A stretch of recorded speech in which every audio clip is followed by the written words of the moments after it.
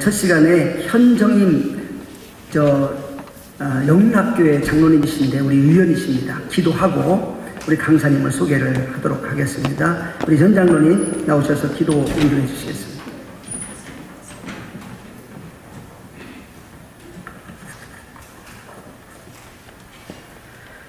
하나님 아버지, 성경에 나타나는 양성평등에 대해서 강의를 해주실 배정훈 교수님을 세우셨사오니 주의 권능으로 능력 주셔서 하나님께서 이 시대의 인류를 어떻게 인도하시는지 성경적으로 깊이 통찰하고 잘못 인식되어진 양성평등을 올바르게 인지할 수 있도록 성령 충만한 은혜의 시간이 되게 하여 주시옵소서.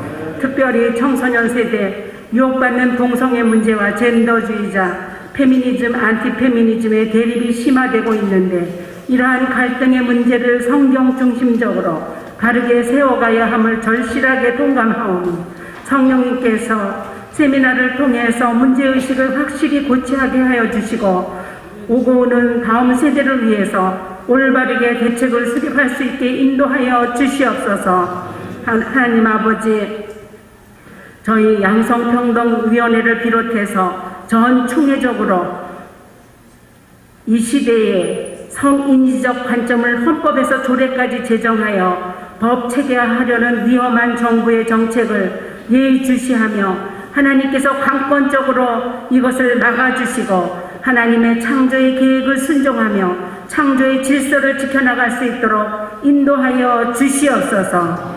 모든 간구 예수 그리스도의 이름으로 기도하옵나이다. 아멘.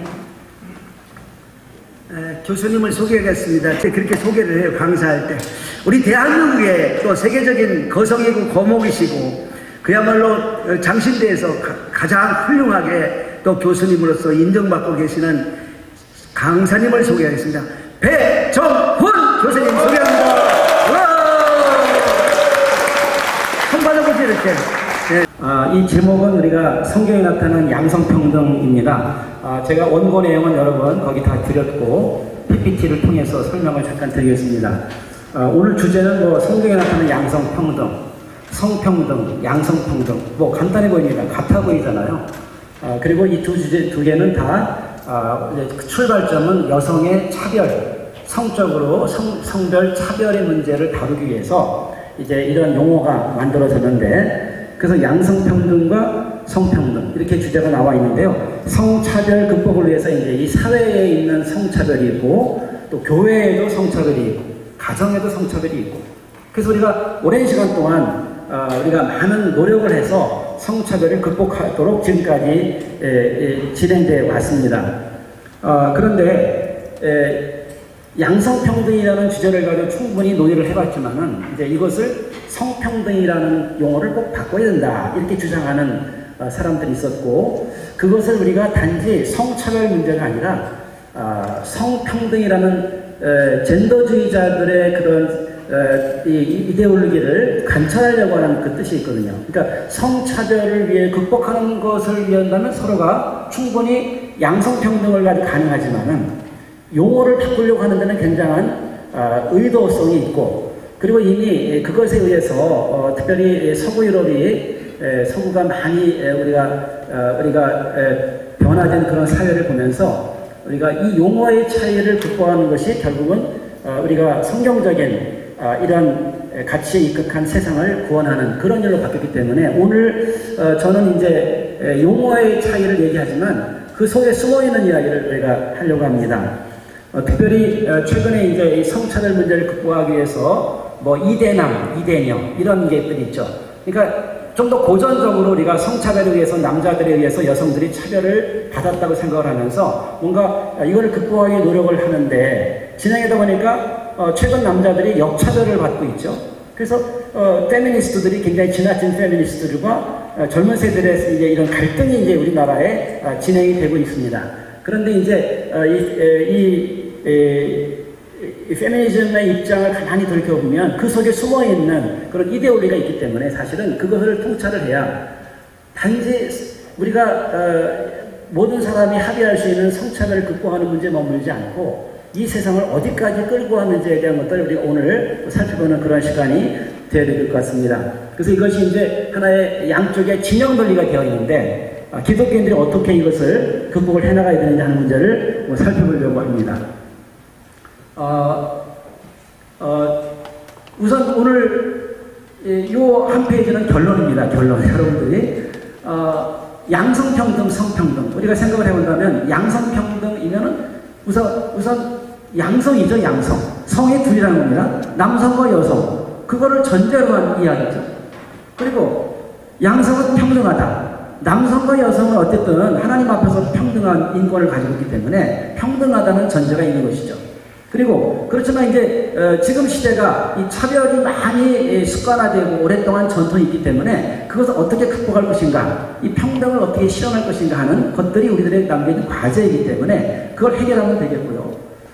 근데 양성이라는 게 남성과 여성은 서로 다르기 때문에 이 남성 다른 거를 포기하는 게 아니라 서로 다른 것이 무엇인지를 알고 서로 조화를 이뤄 나가는 것이 그것이 이제 우리가 양성평등의 지향을 하는 것입니다.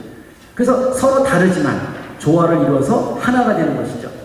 그리고 이 양성평등의 최종 목표는 이성애에 근거한 남성과 여성의 가정을 이루고 거기에서 자녀들을 생산하고 또 그들이 이 땅에서 하나님의 나라를 이끌어 나가는 것. 굉장히 소박하고 지금까지 너무 당연한 것이라고 볼 수 있는 것이죠. 그게 양성평등 우리가 알고 있는 겁니다. 자, 근데 이제 이것에 대해서 왜 성평등을 강조하느냐? 어떻게 보면 같은 말처럼 보이잖아요. 그런데 성평등을 강조하는 사람들의 속색에 뭐가 있냐면은 양성을 부인하는 겁니다. 남성과 여성을 부인하고 그리고 성은 내 마음대로 정하는 겁니다. 겉모습은 남성이지만 나도 여성이 될 수 있고 또 여성인데 남성이 할 수 있고 뭔가 이 사회적 어떤 젠더라는 걸 이름을 해서 양성을 없애버리는 거고 자기 마음대로 성을 결정하는 것이죠. 그리고 이 모든 성은 다 평등하다 해서 여기에 이제 동성애를 인정하고 다양한 성들을 인정하면서 자 거기에 머무는 게 아니라 이 다양한 성에 입각해서 이 사회, 이 성에 입각한 이 사회 체계 자체를 바꿔놓겠다는 겁니다. 그래서 자기가 그런 식으로 살겠다는 거를 어떻게 바꿀 수는 없지만은 그걸 기준으로 해서 이성에 근거한 이런 가족 체제를 바꾸겠다는 것이죠. 거기에 가장 큰 타도 대상이 뭐냐면은 가부장제를 철폐하는 거예요. 가정에서 우리가 아버지의 권위나 어머니의 권위나 이런 거를 철폐해보면서 남녀를 없애버려서 그래서 여러분 남자는 그냥 언제나 성폭력을 행할 수 있는 잠재적인 대상으로 하면서 이 가부장제를 없애고 모든 성규범을 철폐하는 것이죠. 그래서 자유로운 성이 있다 보니까 거기에서는 동성애도 마음대로 하고 근친 상황감도 그렇고 그리고 아이들이 어렸을 때부터 성을 배우도록 조정을 하고 완전히 혼란된 정말 예측할 수 없는 그런 세계가 펼쳐지는 것이죠. 사실 우리는 상상할 수 없는데 여러분들이 캐나다라든지 미국에 가서 우리 아이들이 학교에 가서 이 성교육을 받는 걸 보면 너무나 우리가 용납할 수 없는 그런 게 이미 이루어지고 있다고 하는 것입니다. 거기는 이미 법규가 됐기 때문에 돌이킬 수 없지만 우리가 그런 세계를 우리가 가지 않도록 우리가 오늘 이렇게 너무나 중요한 자리에 와 있습니다. 그리고 이성애, 남자와 여자가 이루는 가정이 아니라 남자와 남자, 여자와 여자, 다양한 가정, 성경에서 절대로 허락하지 않는 그런 가정을 가지고 또 부모의 권위도 사라지고 이런 세계가 잠정적으로 지금 성평등이 지향하는 거니까 성평등과 양성평등이 단지 똑같다 이렇게 생각하면 안 되고 그 속에 숨어있는 이데올로기가 뭔지 그리고 그것이 지금 가부장제도와 가장 이 가족 윤리라든지 아까 우리 정진 목사님 하신 것처럼 우리 행복한 가정을 계획하는 기독교적 가치관에 대해서 가장 공격을 하고 넘어뜨리는 것. 이들의 어떤 그 타도 대상은 기독교라고 볼 수도 있습니다. 그런 얘기를 조금 더 우리가 진행을 해보겠습니다. 여기 이제 성평등과 양성평등 우선 가장 기본적인 정의를 한번 진행해 보겠습니다. 양성평등 하면은 이제 여기에서 여러분들이 생물학적인 성, 하나님이 처음 우리에게 부여하신 성은 우리가 섹스라는 단어를 씁니다. 그래서 겉보기에 육체적으로 남성이 있고 여성이 있죠. 그래서 이 양성평등의 주장은 인간의 성별을 남과 여로 나눕니다. 그리고 남자와 여자 이외의 성을 성으로 인정하지 않습니다. 성소수자들은 특별히 그런 방식으로 자기가 살겠다고 하는 사람이 있을지라도 그것을 남성과 여성의 대립되는 새로운 성으로 보지 않습니다. 또한 남성과 여성은 서로 다르기 때문에 남성성과 여성성, 우리가 이것을 길들여졌다고 해서 이거를 거부하는데 남성다움에 또 여성다움이라는 가치 자체를 거부하지 않습니다. 이것을 다 없애버리고 인간을 중성으로 만드는 것이 하나님이 원하는 게 아니라 남성의 긍정적인 것, 또 여성성의 긍정적인 것, 하나님도 가부장적인 아버지의 모습도 있지만 함께 탄식하고 울고 돕는 그런 어머니의 모습도 있거든요. 이 두 가지는 우리가 기려야 될 중요한 가치가 되겠고, 그러나 여전히 남녀는 평등해야 한다는 것이죠.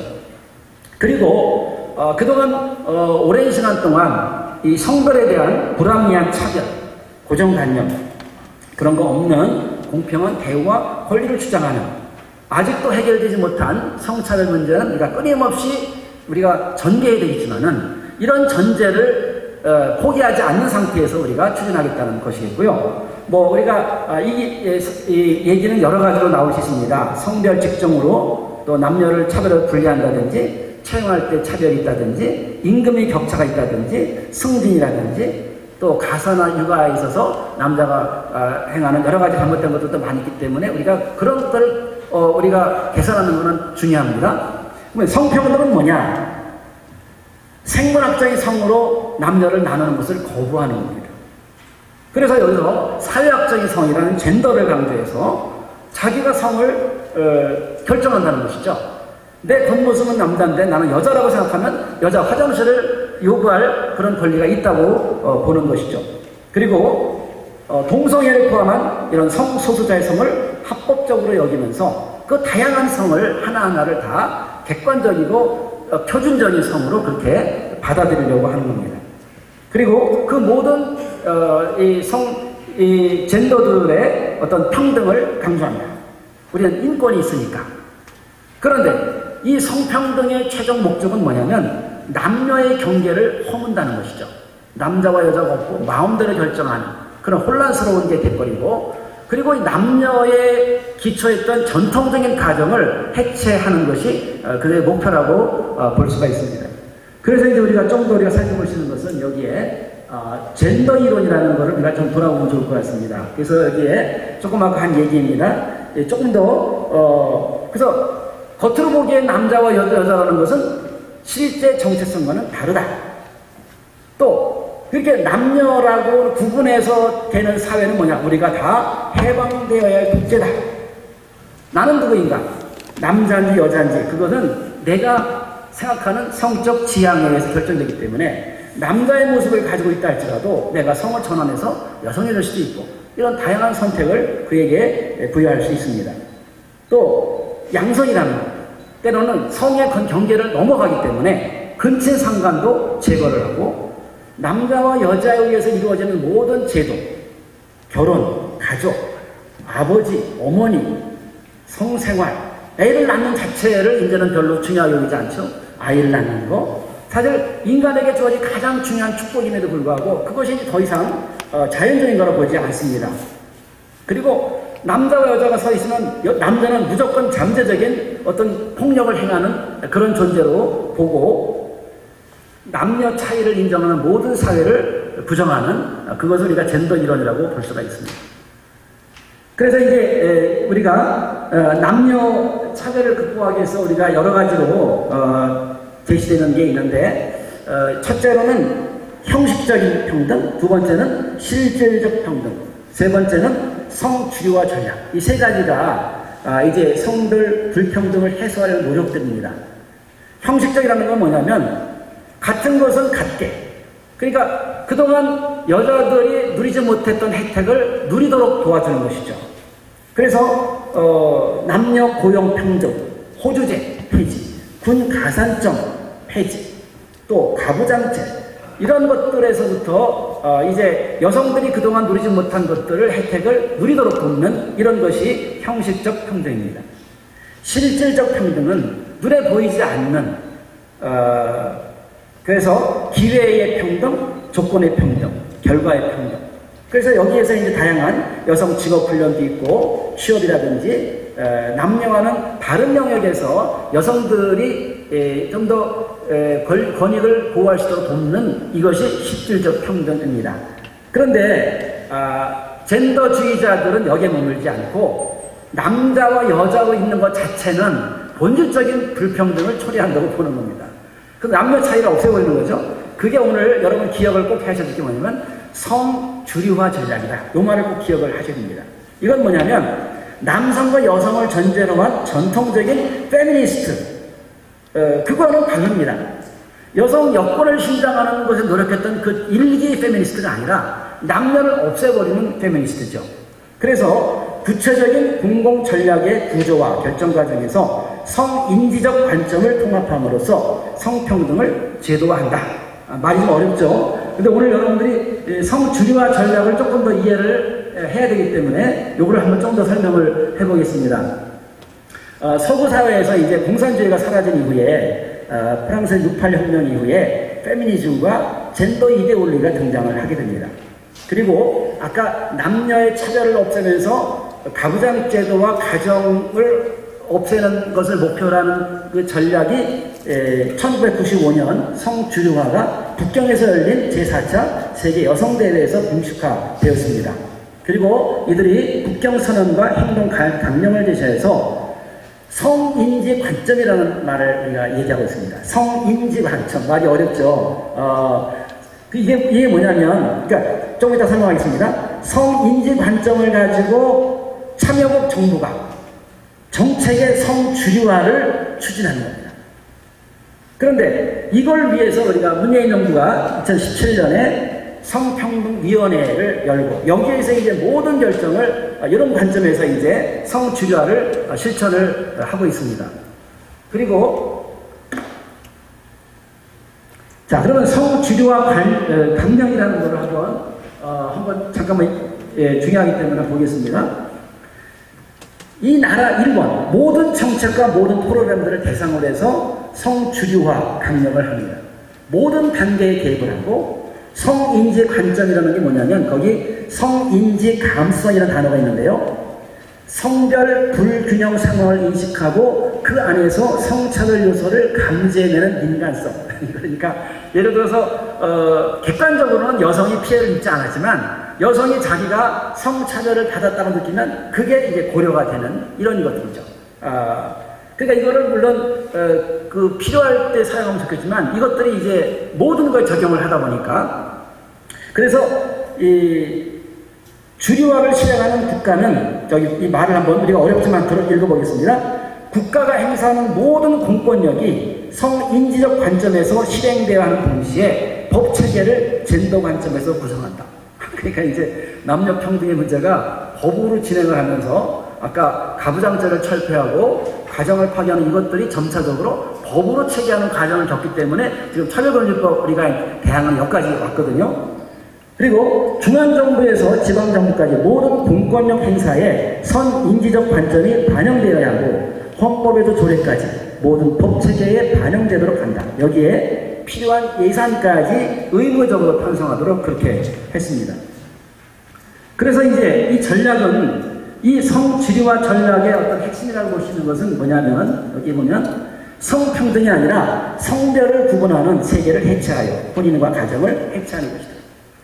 그리고 특별히 공적인 삶의 영역에서 남성과 여성을 차별할 수 없는 법적 원칙을 채택을 했고 성별 구분을 철폐해서 절대평등 실현을 전략합니다. 그러니까 우리가 남녀 차별을 위해서 남자와 여자라는 전제를 인정하고 해나가는 그 작업에서 멈추는 게 아니라 남자 여자를 철폐해버리는 것이죠. 그리고 사실은 이쪽에서 공격한 게 뭐냐면 가부양제라고 하는 건전한 가정과 교회가 가지고 있는 기본적인 포기할 수 없는 그런 생각들을 지금 해체를 대상으로 하고 있는 겁니다. 그런데 이제 서구에서 이미 뭐 한참 넘어갔지만은 한국에서도 이제 여러분들이 제가 그 자세히 써놨지만은 이제 양성평등에서 성평등의 관계가 굉장히 발전을 했는데 처음에는 이제 올해 95년 정도에서는 이제 남녀평등이라는 것을 얘기하면 남자와 여자가 있으니까 여성 발전이라는 단어를 썼습니다. 그러니까 이건 공식적인 법의 문서죠. 왜냐하면 남녀평등이라는 게 약간 거부감이 있으니까. 그러나 두 번째, 남녀평등을 보다는 양성평등. 왜냐하면 남녀평등하면 남자와 여자를 구별하니까 양성평등이라는 말을 하자. 그러면서 이제 남녀평등이라는 말은 특별히 이제 남성에 대한 우월의식이 있을 수 있고 서로를 남자와 여자를 나누는 그런 소극적인 개념일 수도 있고 그래서 양성평등이 뭔가 차별을 중립한 개념이다. 이렇게 이제 생각을 했죠. 그런데 여기에서 멈추지 않고 이제 아까 얘기한 성별 주기와 얘기해서 2014년도에 이제 성평등과 양성평등의 대결이 막 본격적으로 진행이 돼서 법적으로 이제 굉장히 혼란스러운데 여기에서 이제 양성평등이라는 것 자체는 뭔가 아까 동성애적인 것도 그렇고 성에 대한 여러 가지 차별이 있기 때문에 이거를 성평등으로 바꿔야 된다 라고 겉보기에는 성차별을 좀 더 잘하는 것처럼 보이지만 아까 제가 얘기한 젠더 이데올로기 쪽에서 이쪽으로 밀고 나오는 것이죠. 그러면 여기서 가장 중요한 건 뭐냐면은 성소수자 이슈가 이제 부각이 되고 그러면 이것을 인정을 해야 되는 문제가 되기 때문에 사실은 우리가 교회가 오랫동안 여기에 대해서 끝까지 정언했기 때문에 이제 법을 집행하는 쪽도 그걸 의식하고 여기서 성평등을 바꾸지를 못하고 양성평등에 머물렀다고 볼 수가 있습니다. 그러면은 이 성평등 주장자들이 왜 양성평등을 반대하느냐? 이 사람들의 얘기는 이런 겁니다. 양성평등이라고 하면은 이거는 남자의 기득권을 유지하는 그런 체제이다. 두 번째는 남녀 이분법을 만들어 놨기 때문에 뭐 여성을 혐오하는 사람들을 너무 옹호할 수도 있다. 그리고 세 번째, 남성 중심적 사회에서 발생하는 차별과 폭력, 그리고 여성, 소수자 이런 경험들, 정체성, 또 이들에 대한 혐오나 폭력이 실현될 수 있다. 그런 것이 그래서 진정한 평등이 이룰 수 없다 하는 이야기인 것이죠. 그러니까 여기에서 이제 우리가 더 얘기할 수 있는 것들이 있겠는데 양성평등을 가지고도 충분히 실현할 수 있는 것들인데 핵심은 동성애를 합법적인 성으로 인정하는 문제가 굉장히 중요한 이슈가 되었기 때문에 저희들이 반대를 하고 있죠. 근데 이제 그래서 그렇지만 양성평등이 채택된 이유는 아직까지 이 성평등은 남녀를 철폐하고 제3의 성을 인정하고 그런 개념이기 때문에 아직까지 그거를 인정하기는 이 사회가 아직도 무르익지 않았다. 여기 보면은 네 가지가 나오는데 양성평등은 우리가 헌법에 이미 남녀라는 구분이기 때문에 가능한 것이고 성평등은 아직 헌법적으로 옹호를 받지 못하고 있고요. 또 성소수자의 문제가 아직도 합의가 되어 있지 않기 때문에 인정할 수 없다. 또 세 번째 성평등보다는 양성평등이 좀 더 눈에 보이는 차별을 극복하는 대안이 될 수 있다. 그리고 성소수자 인권은 아직까지 이 성평등 쪽에 포함할 수 없다.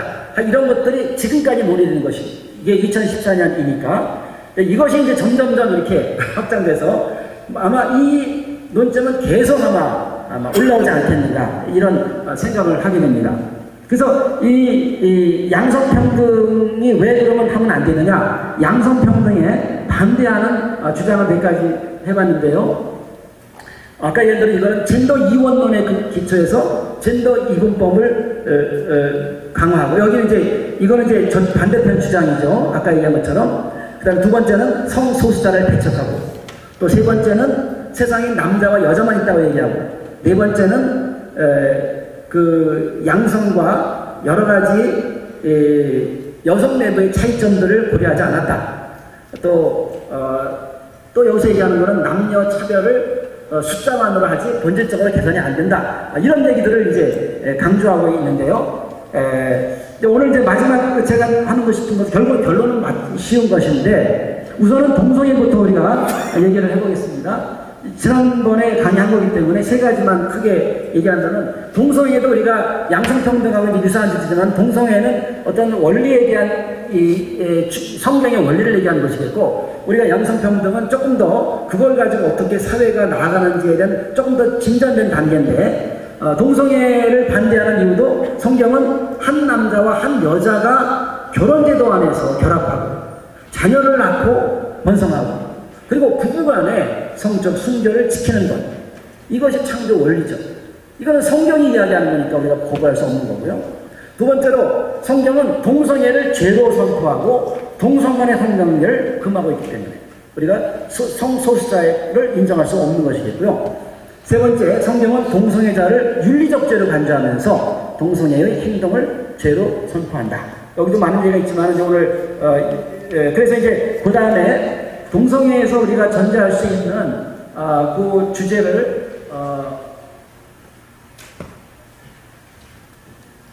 거기서 이제 우리가 이제 동성애 이제 지난번에 했던 거를 간단하게 생각하면 출발한다면은 동성애는 죄지만 동성애자는 여전히 회개와 치유의 대상으로 그들이 동성애를 죄로 여기고 돌아오기를 간구하는 것이죠. 두 번째, 성경은 남성과 여성이라는 이성애에 기초한 가정을 이상적인 가정으로 여긴다. 세 번째, 성경은 동성애적인 행동을 죄로 여기고 그걸 금한다. 네 번째, 동성애가 죄라는 것을 인정하지 않고 여자, 흑인, 이런 약자판에 서서 인권을 강조할 때 우리는 거기에 동의하지 않는다는 것이죠. 동성애자들이 자기가 동성애가 죄라는 견해를 전제한다면 그들을 약자로 여기고 부당한 대우에 저항하지만은 그거를 동성애라는 것을 약자의 편에 들어서 동성애를 합리화하고 인권이라는 이름으로 하는 것을 동의하지 않는다는 것이고요. 그리고 다섯 번째, 오늘 이제 이따 이후에 강의가 심화되겠지만은 차별금지법의 소극적인 조항으로서 약자로서의 동성애자의 법적인 보호는 받아들일 수 있다. 비록 우리가 인정하지 않지만 동성애자들에게 부당한 혐오를 가하는 것을 우리는 인정하지 않는다. 그러나 두 번째, 차별금지법의 적극적인 내용으로서 동성애에 대한 종교적인 도덕적인 표현을 금하는 것에 동의하지 않으며 동성애자를 불쌍히 여기고 동성애자에 대한 도덕적인 판단을 혐오로 보는 것은 받아들일 수 없다. 동성애 결혼의 합법화로 인해서 이성애적인 결혼이 위협받기를 원치 않는다. 이게 우리가 이제 오늘 이제 앞으로 얘기할 것의 출발점이라고 볼 수 있습니다. 적극적으로 하나님이 기뻐하지 않기 때문에 금하는 것, 또 의사 표현도 할 수 없는 그런 체제가 되는 차별금지도 우리가 염려하는 것이겠고, 그것에 대한 합법화를 통해서 이성애적인 결혼으로 음악하는 것을 원하지 않는다는 것이라고 볼 수가 있죠. 그래서 여기 그러면 이제 우리가 성평등 이제 우선 중요한 주제만 먼저 얘기하고요. 첫째는 그러면 성평등의 문제점을 얘기해 보겠습니다. 성평등주의자들은 성경을 절대적인 진리로 여기지 않고 상황에 따라 마음대로 해석을 하는 것이죠. 성경이 분명히 얘기한 거를 그거는 옛날이니까 그치기 필요가 없고 자기 마음대로 제 소견에 옳은 대로 행하는 성경 해석 방법이 되는 것이죠. 그래서 하나님 말씀이 입각한다면 성평등은 하나님 기뻐하지 않는 것이다. 두 번째, 앞에서 얘기를 반복하지만은 성평등주의자들은 남성과 여성이 정해진 것이 아니라 교차적이고 상호 엮여 있다고 주장함으로써 생물학적인 성을 부정하고 성을 선택할 수 있다.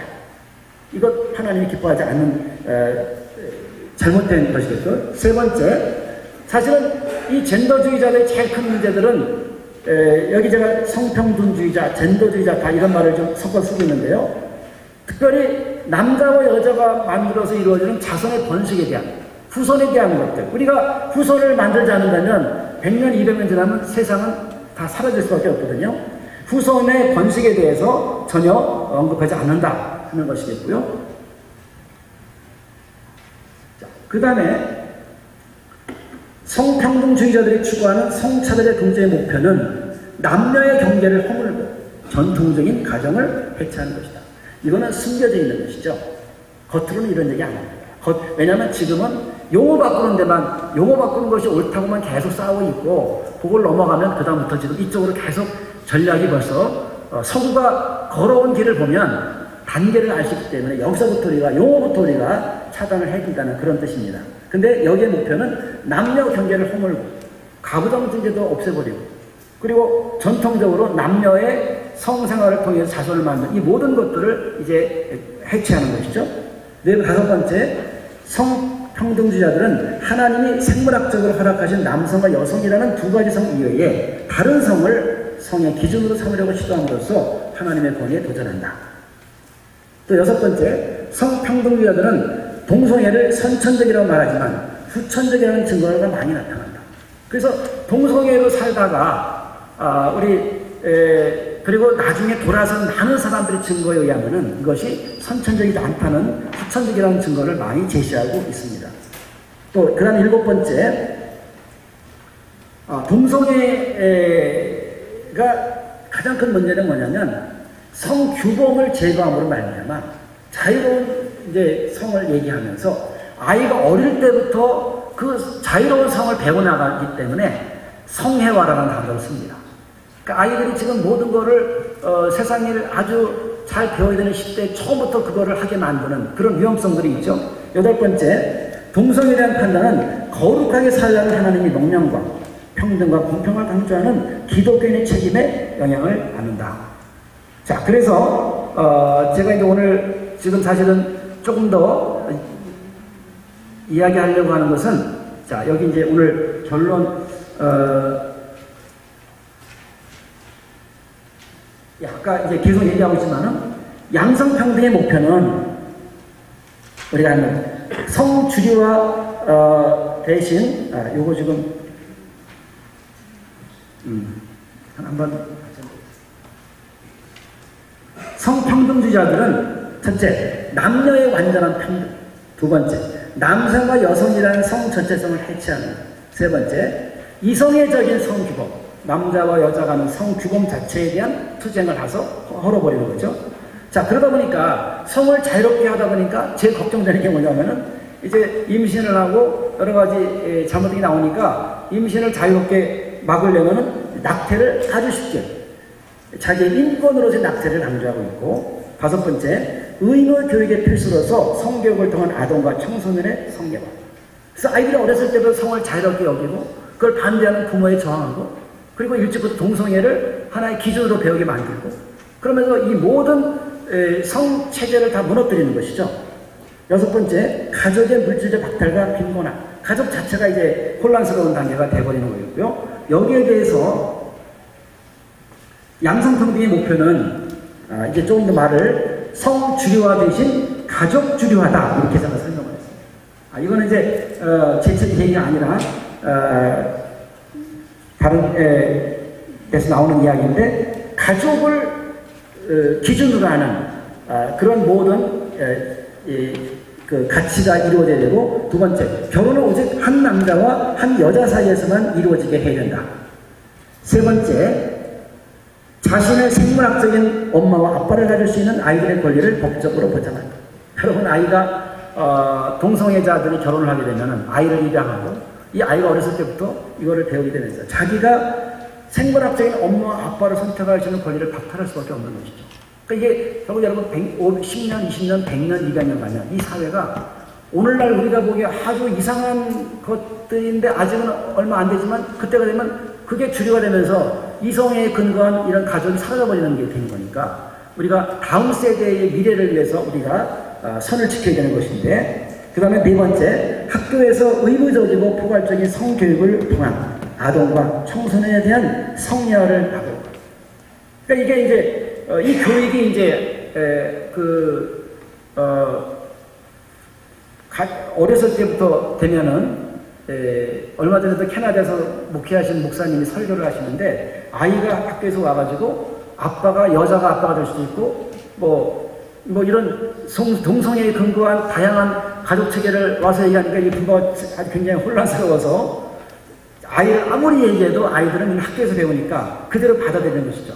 여러분들이 외국에 나가서 아이들을 한번 공부하는 거 들어보면, 야, 이게 보통 심각한 게 아닌 거를 금방 알게 됩니다. 그래서 그런 아이들이 여러분 18세가 되기 전까지는 가장 이상적인 것들을 배워야 하는데, 그때 성적인 것을 알면서 이 사회에 여러 가지 물들어가는 혼란스러운 가치관을 만드는 이상한 인간을 만들어내는 것이 있거든요.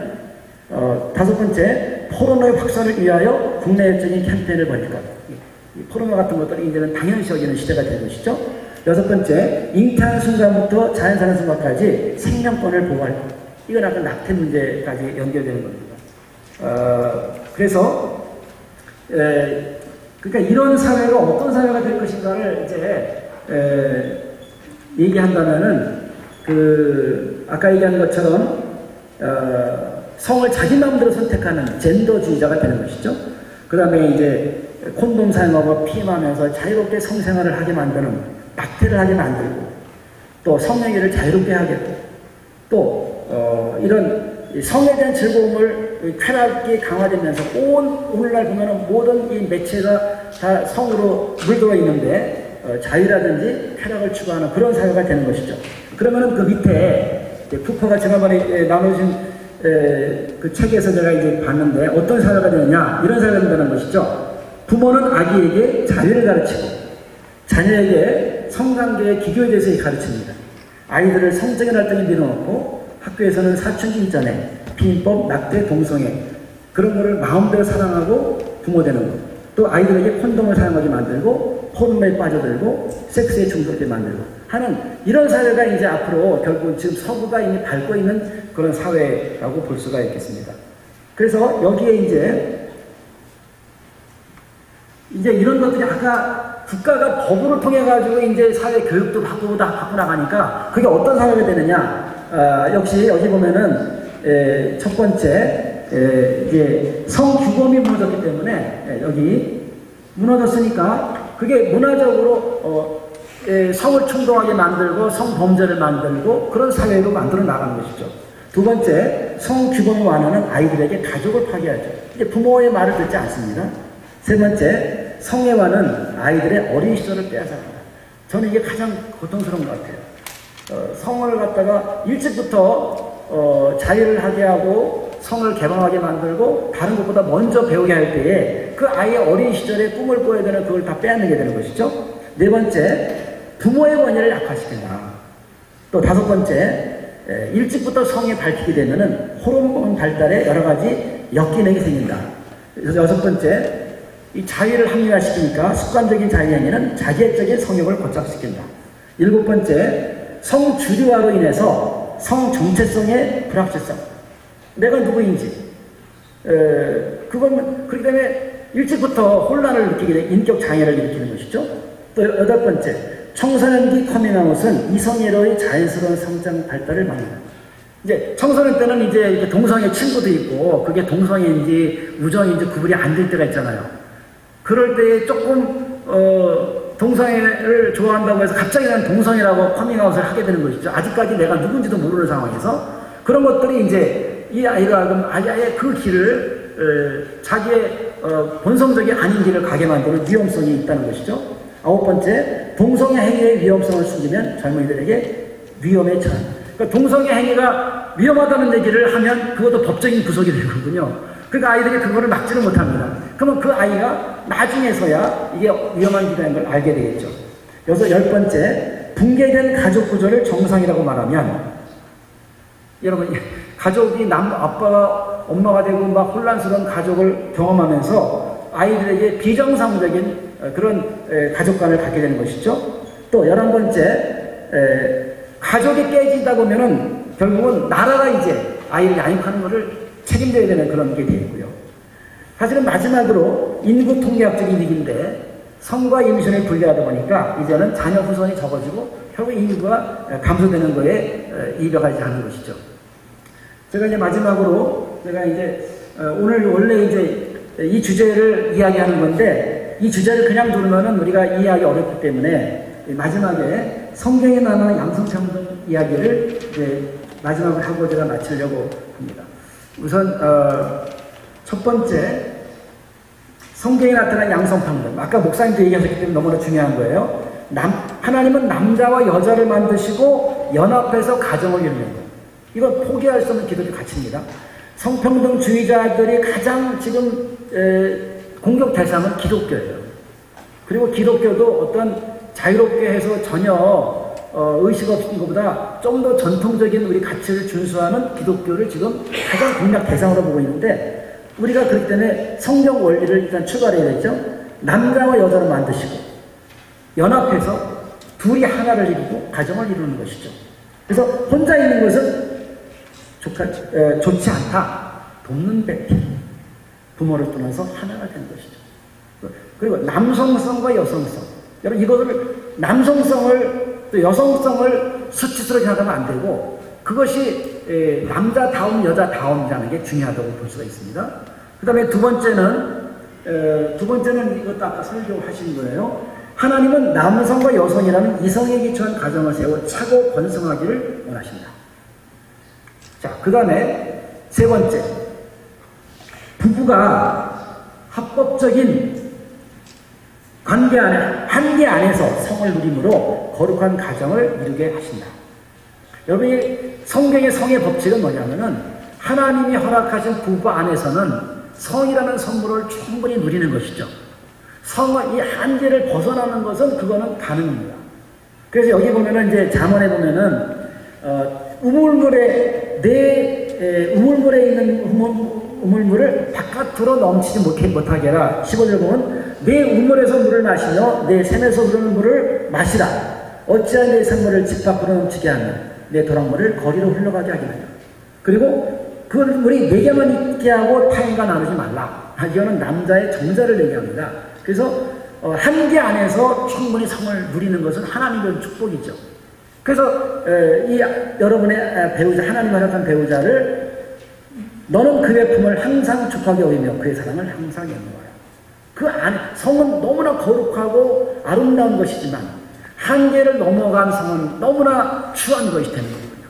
그래서 이 성을 고귀하게 생각하면서 신중하게 할 수 있도록 그렇게 해서 거룩한 가정을 이루라 하시는 그 음성을 우리가 생각할 수가 있습니다. 자, 그 다음에 하나님은 차별을 초래하는 가부장 제도를 넘어서 약자의 눈물을 닦아주십니다. 이 가부장 제도라는 그 악함은 하나님이 세우신 게 아니라 인간의 악이거든요. 창세기 3장 16절에 뭐라고 하냐면은 여자에게 이르시되 내가 네게 임신하는 고통을 크게 더하리니 내가 수고하고 자식을 낳을 것이며 너는 남편을 원하고 남편은 너를 다스릴 것입니다. 여기 보면은 이게 타락한 이후의 모습을 얘기하고 있어요.